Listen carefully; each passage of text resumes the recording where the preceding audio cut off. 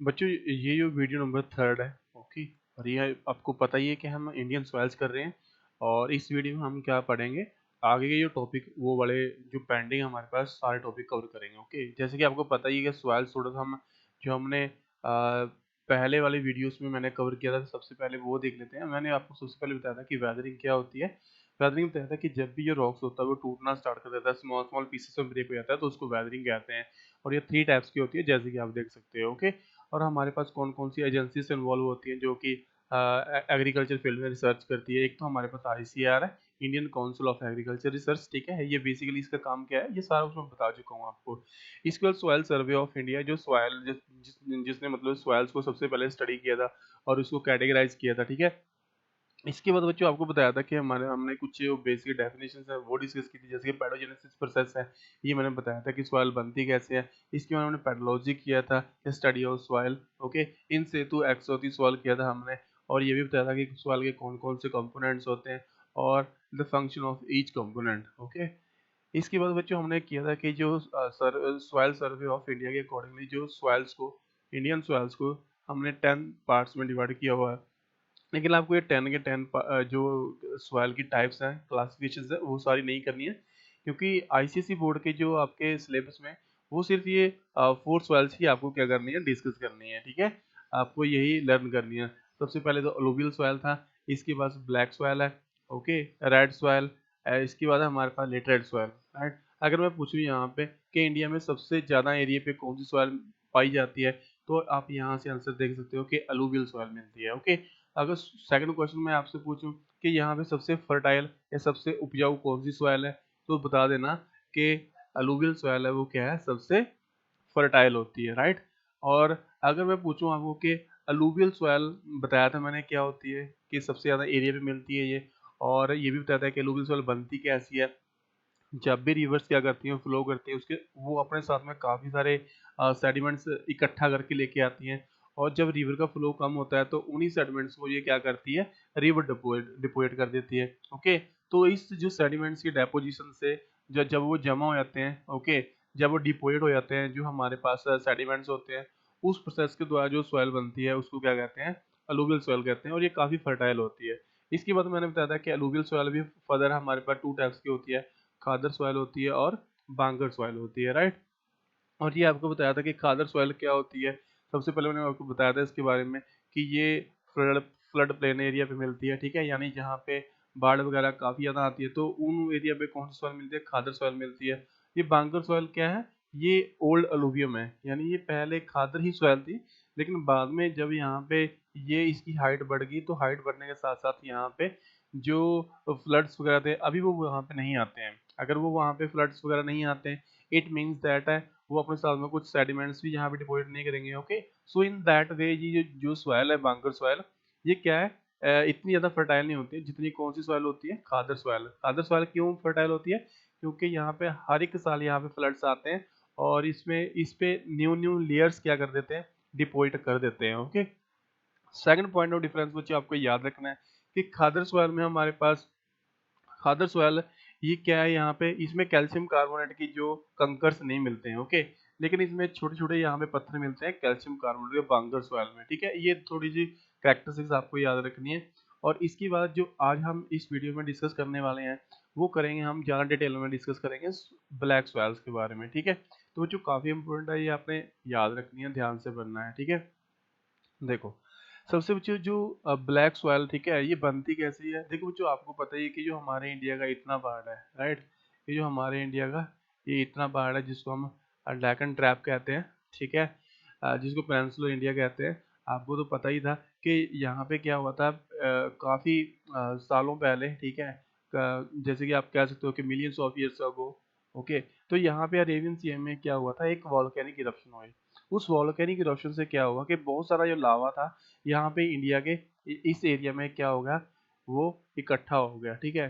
लावा क्या होता है, अभी जब भी बच्चों वॉल्केनिक इरप्शन होती है तो वॉल्केनो के अंदर से जो मटेरियल निकलता है ना, उस मटेरियल को हम कहते हैं लावा। अभी लावा यहाँ पे डिपोजिट हो गया, ठीक है, और आपको पता ही है कि लावा में कौन से रॉक्स मिलते हैं, वो बेसिकली बसाल्टिक रॉक्स होते हैं, ठीक है, याद रखना है आपको, बसाल्टिक रॉक्स होते हैं। और जब वो रॉक्स यहाँ पे डिपोजिट हो गए, ठीक है, आपको तो पता ही है कोई लावा ठंडा हुआ होगा, हजारों साल हो गए हैं अभी लावा की इरप्शंस हुए होगा, ठीक है। अभी वो जो लावा के यहाँ पे रॉक्स है ना, जो लावा की पहाड़ियाँ हैं यहाँ पे, उन्होंने क्या कर दिया बच्चों, अभी उन्होंने धीरे धीरे करके वो अपनी जगह से ही हिलना स्टार्ट कर दिया। बेसिकली आप कह सकते हो कि धीरे धीरे करके जो यहाँ पे लावा की पहाड़ियाँ थी वो उनमें इरोजन होनी स्टार्ट हो गई है, ठीक है। क्या होनी स्टार्ट हो गई है बच्चों, इरोजन होनी स्टार्ट हो गई है, ठीक है। अभी इस इरोजन से क्या हुआ कि वो जो पहाड़ियाँ थी, ठीक है, उनकी हाइट कम होती जा रही है, और वो क्या क्या पहाड़ियाँ धीरे धीरे कम होती जा रही हैं, ठीक है।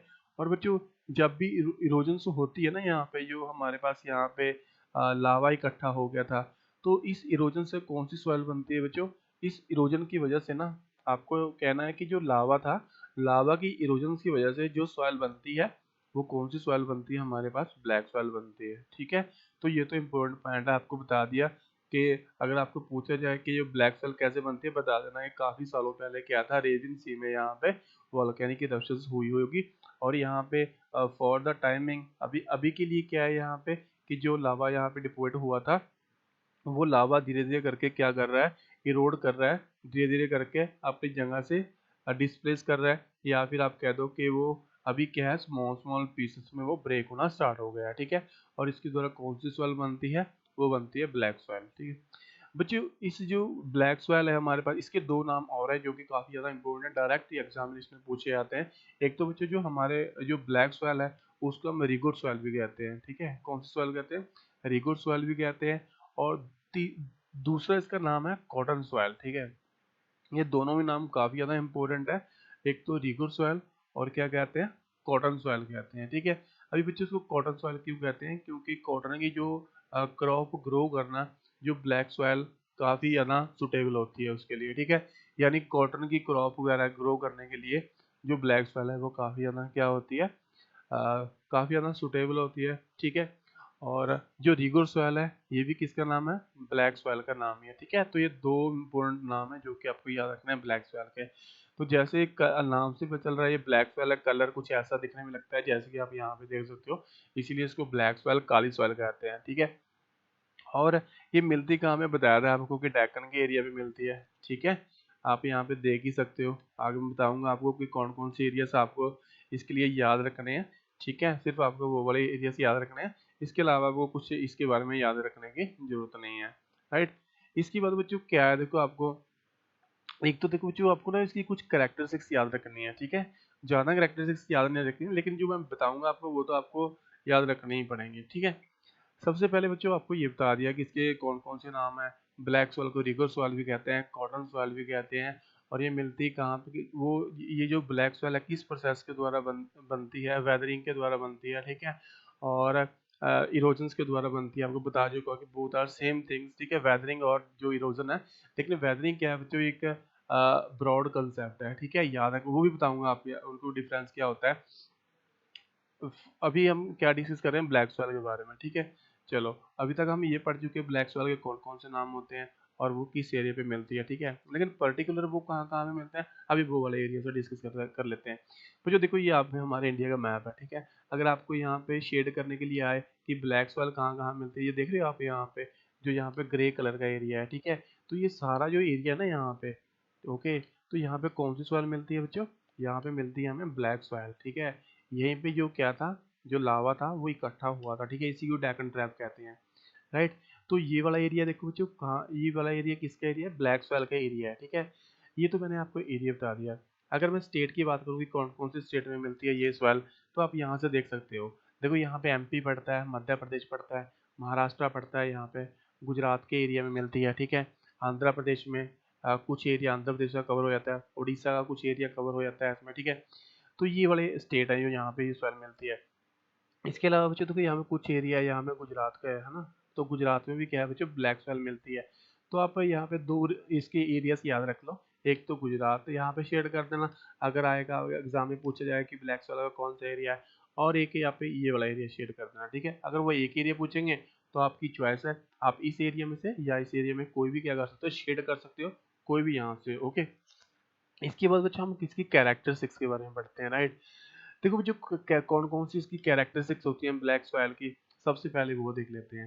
देखो जो सबसे पहले इसकी कैरेक्टरिस्टिक्स का मतलब ये है कि इसकी क्या विशेषता होती है, क्या इसकी प्रॉपर्टीज होती हैं। ठीक है, देखो सबसे पहले इसकी कैरेक्टरिस्टिक्स आपने याद रखनी है कि ये वाटर को बहुत ही ज़्यादा होल्ड करके रखती है। ठीक है, इसको क्या कहते हैं, वाटर रिटेनिंग कैपेसिटी या रिटेनिंग कैपेसिटी। ठीक है, वाटर रिटेनिंग कैपेसिटी क्या होती है बच्चों की, ब्लैक सॉइल होती है ना, वो क्या करती है, वाटर को काफ़ी देर तक होल्ड करके रख सकती है। ठीक है, उसकी कैपेसिटी होती है कि वाटर को अपने अंदर काफ़ी लंबे समय तक होल्ड करके रख सकती है। ओके, अभी ऐसा क्यों होता है, क्योंकि बच्चों आपको बताया था कि जब मैंने बताया था कि जो सॉइल्स होती हैं उनको हम सैंडी सॉइल और हम क्या है क्ले सॉइल में डिवाइड करते हैं। ठीक है, जो हमारे पास सैंडी सॉइल होती है ना और जो क्ले सॉइल होती है हमारे पास, ठीक है, इनमें डिफरेंस क्या बताया था बच्चों, अगर आपको याद होगा, अगर ध्यान से सुना होगा आपने, तो बताया था कि सैंडी सॉइल में जो लार्ज पार्टिकल्स होते हैं वो बहुत ज़्यादा होते हैं। ठीक है, इसीलिए वहाँ पे लार्ज पार्टिकल होने की वजह से स्पेस बहुत ज़्यादा रह जाता है,